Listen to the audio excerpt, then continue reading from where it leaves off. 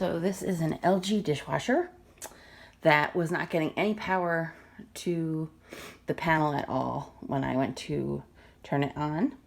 The breaker was fine. I reset it anyway, still no power.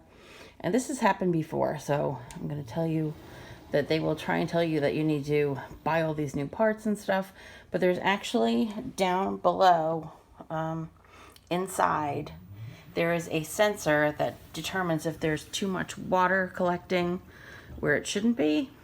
So what I've had to do in the past is detach it from the countertop and pull it out, and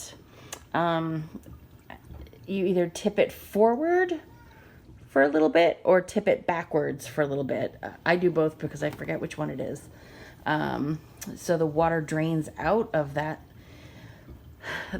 compartment and reset it. Now I just did it before and I didn't tip it enough or long enough, and it shut off again after it started.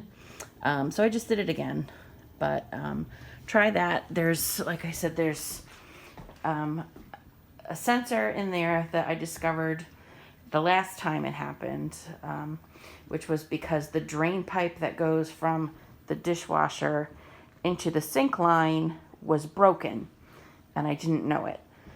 So there was water collecting down below where there shouldn't be. And it has an automatic kill switch that goes to the electric panel.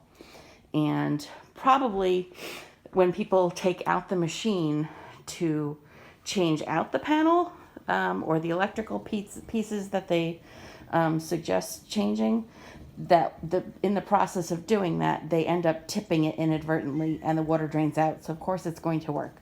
So try that first, if all else fails.